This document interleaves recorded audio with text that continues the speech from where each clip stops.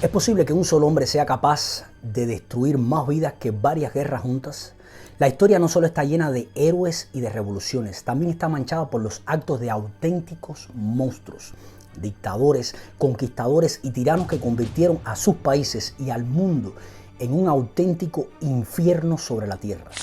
En este video no hablaremos de discursos ni de teorías, vamos a hablar de algo que nunca miente: los números. Estas cifras son aterradoras.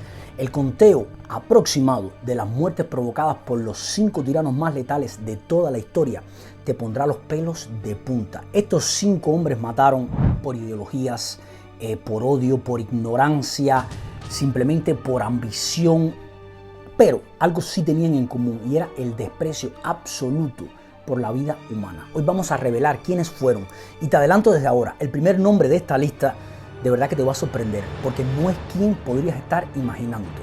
Es un rostro que muchos ni siquiera asocian con el horror, pero que causó y tomó las decisiones que causaron la muerte de millones y millones de personas. Así que antes de seguir, por favor, asegúrate de suscribirte a este canal para no perderte ningún otro video de estos donde hablemos de temas históricos. Déjame saber en los comentarios ¿qué otro tirano crees que yo debería incluir en esta lista y de 5 pasar a 10? Quiero que se preparen para sumergirse en los rincones más oscuros de la historia. Advertencia desde ahora, lo que están a punto de ver y escuchar no es para corazones débiles. Número 5. Tamerlán, el conquistador que convirtió la guerra en un espectáculo de horror. 17 millones de muertos. En los abrasadores desiertos y las salvajes estepas de Asia Central surgió un nombre que haría temblar a reinos enteros. No fue Gengis Khan, aunque juraba ser su heredero espiritual. Era Tamerlán, el príncipe del terror, y donde pasaba dejaba pirámides de cráneos como advertencia. Lo de las pirámides de cráneos no es broma, es literal. Nacido como Timur en el siglo XIV, creció en un mundo dividido por tribus rivales, imperios decadentes y rutas comerciales disputadas. Desde joven mostró un talento estratégico y una crueldad sin límites. Su sueño era claro: reconstruir el antiguo imperio mongol y gobernar desde Delhi hasta Damasco. A diferencia de otros conquistadores, Tamerlán no solo buscaba la victoria, buscaba el espectáculo. Cada conquista era un acto teatral de barbarie. Imagínense estas locuras. Esta bestia, por describirlo de alguna manera, tomaba ciudades enteras y las convertía en cementerios. Por ejemplo, en Bagdad ordenó decapitar a casi 90.000 personas en un solo día. En Delhi, su ejército saqueó la ciudad y masacró hindúes, musulmanes, mujeres y niños sin distinción. En Siria, destruyó Alepo y Damasco como si fueran meros espectáculos. A cada paso dejaba un mensaje claro: resistirse era morir, y no morir de cualquier forma, sino de maneras que hasta el día de hoy sus técnicas y sus métodos de tortura todavía siguen horrorizando a las personas. Se estima que sus campañas militares provocaron más de 17 millones de muertes, y lo peor de todo es que no fue por error ni como daños colaterales, sino como parte de una política deliberada de terror. Tamerlán murió en 1405 mientras planeaba una invasión a China. Fue enterrado en un majestuoso mausoleo digno de un emperador. Su legado no fueron ni grandes construcciones ni aportes a la cultura mundial. Su legado solo se resume en una palabra: miedo. Apenas comenzamos esta lista y aunque parezca imposible de imaginar una cifra mayor de víctimas, aún nos esperan nombres más oscuros, porque el siguiente no solo conquistó países, conquistó la mente de millones de personas, sembrando el odio y construyendo hornos para eliminar a quienes consideraba indignos de vivir. Número 4. Adolf Hitler, el arquitecto del odio moderno. Entre 17 y 20 millones de muertos. Fue un soldado, fue espía, fue orador, pero por encima de todo fue el rostro del horror del siglo XX. Conocido como el pintor austriaco, este macabro personaje no solo desató una guerra que incendió al mundo, sino que construyó una ideología basada en el odio, en la pureza racial, en la eliminación sistemática del otro. Tras la Primera Guerra Mundial, Alemania era un país humillado, empobrecido y fragmentado. Y fue en ese terreno fértil donde el pintor austriaco sembró su mensaje de resentimiento. Primero se infiltró en un pequeño partido de ultraderecha, lo transformó en el Partido Nacional Socialista y diseñó su símbolo más infame, la esvástica. Con discursos incendiarios y promesas de grandeza conquistó la voluntad del pueblo. En 1933 fue nombrado canciller y para 1934 ya era el dictador absoluto del Tercer Reich. A partir de ahí, cada decisión, cada decreto, cada invasión fue una marcha directa hacia la oscuridad. Promovió la supremacía aria, persiguió a judíos, gitanos, homosexuales, comunistas, discapacitados y todo aquel que no encajara en su visión del mundo. Impulsó leyes raciales, censuró la prensa, prohibió los partidos políticos y entonces comenzó una guerra que se expandió por toda Europa. En su afán de conquista, invadió algunos países como Polonia, Francia, la Unión Soviética, pero de todas las locuras, el proyecto más perverso que esta mente perturbada creó no se llevó a cabo en los campos de batalla, sino en los campos de concentración. Auschwitz y Treblinka fueron algunos de los nombres que hasta la actualidad su sola mención son sinónimo de trauma, de muerte, de dolor, de tristeza. Allí el exterminio se transformó en una industria. Cámaras de gas, hornos crematorios, experimentos con humanos. Se estima que el pintor austriaco fue directamente responsable de la muerte de al menos 17 millones de personas. De ellas, 6 millones eran judíos, otro 1,5 millones gitanos, otro 1 millón más de civiles y de naciones invadidas. Y eso por arribita. El nazismo no solo fue una ideología, fue una maquinaria perfecta de destrucción ejecutada con eficiencia alemana y una frialdad inhumana. Hitler se suicidó en 1945 en un búnker bajo Berlín, mientras su imperio se desmoronaba a su alrededor. Murió como un cobarde, murió sin pagar por cada vida que arrebató. Y aún así, no es el peor de esta lista, porque mientras Europa ardía, en las tierras del este otro dictador construía un infierno silencioso. Uno que no mataba con bombas, sino con hambre. Número 3. Joseph Stalin, el hombre que convirtió la escasez en su arma favorita. De 30 a 40 millones de muertos. No necesitaba alzar la voz. Su sola presencia bastaba para paralizar a toda la Unión Soviética. Joseph Stalin fue un dictador silencioso, metódico, paranoico y absolutamente letal. Su arma más poderosa no fueron ni los fusiles, ni los tanques, ni las bombas. Fue el hambre. Tras la muerte de Lenin en 1924, Stalin tomó el control del Partido Comunista y poco después eliminó a todos sus rivales. Los que no fueron ejecutados desaparecieron en los famosos gulags, término usado para referirse a los campos de concentración. Sus enemigos fueron borrados de las fotografías oficiales y la historia se reescribió al ritmo de su voluntad. El personaje de Napoleón de la novela Rebelión en la Granja, escrita por George Orwell, estaba inspirado en la figura de Stalin. El verdadero terror implementado por Stalin comenzó cuando decidió transformar la economía soviética a la fuerza. La colectivización del campo, la industrialización acelerada y cuotas de producción imposibles de lograr condenaron a millones y millones de personas. Por ejemplo, en Ucrania, sus políticas provocaron el llamado Holodomor, una hambruna oficial que dejó a millones de muertos. El grano era confiscado, los campesinos arrestados por esconder comida y las familias enteras no les quedaba otra opción que morir rodeados de campos fértiles. Y es que para Stalin el hambre se convirtió en una herramienta política, un castigo ejemplar para las regiones rebeldes. Un mensaje claro: o te unes al comunismo o simplemente desapareces.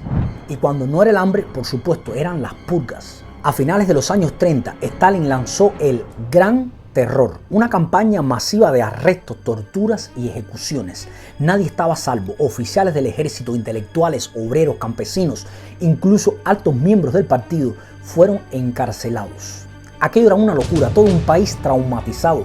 Nadie confiaba en nadie, todos se vigilaban los unos a los otros. Los juicios eran falsas, las sentencias inapelables y las balas eran baratas y prácticamente gratis. Se estima que más de 30 millones de personas murieron directa o indirectamente por sus políticas. Unos por hambre, otros en los gulas, otros ejecutados sin juicios, todos víctimas del control absoluto. Stalin murió en 1953 en su cama, rodeado de miedo y silencio. Jamás fue juzgado. Incluso hoy, su figura se divide en diferentes opiniones. Para algunos fue un héroe de guerra, para otros el carnicero del pueblo soviético. Pero ni siquiera su escalofriante cifra de muertes es la más alta. Porque antes que él, hubo un conquistador que cubrió Asia de sangre y después un hombre que en nombre de la revolución borró a millones de personas solo por imponer su doctrina. Número 2. Gengis Khan, el emperador de los huesos, entre 40 a 50 millones de muertos. Su verdadero nombre era Temujin. Nació en las estepas de Mongolia, hijo de un jefe tribal envenenado por sus enemigos. Pasó su infancia entre el abandono, el hambre y la esclavitud. De ese dolor emergió uno de los líderes más temidos y letales que la humanidad haya conocido, el temido Gengis Khan.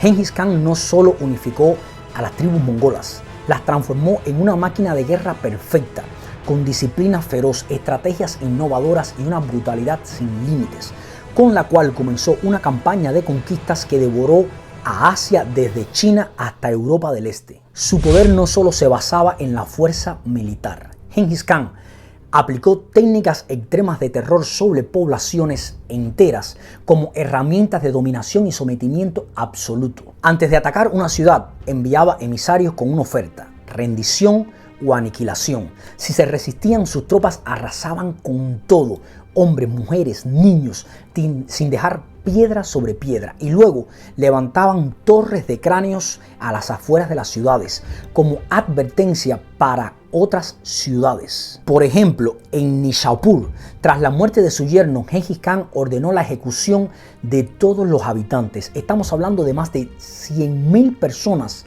que fueron masacradas simplemente por su sed de venganza. En ciudades de la actual China e Irán, la sangre corría por las calles como ríos. Bibliotecas milenarias fueron incendiadas, culturas enteras fueron borradas del mapa. A diferencia de otros tiranos, Gengis Khan no tenía ideología, no gobernaba por religión, raza o política.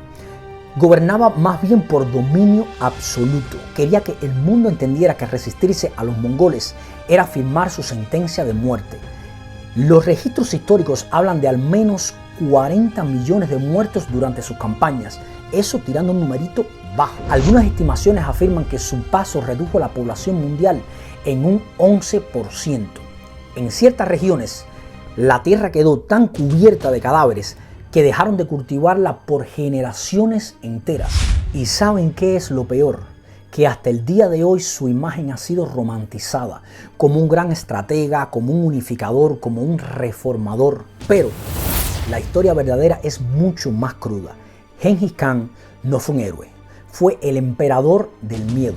Un hombre que, en nombre de su pueblo, condenó a otros imperios al hambre, a la represión, a la destrucción cultural y a la muerte. Fue un dictador que mató a más personas que todos los demás de esta lista, excepto uno. Número 1. Mao Zedong, el gran salto al infierno. 78 millones de muertos.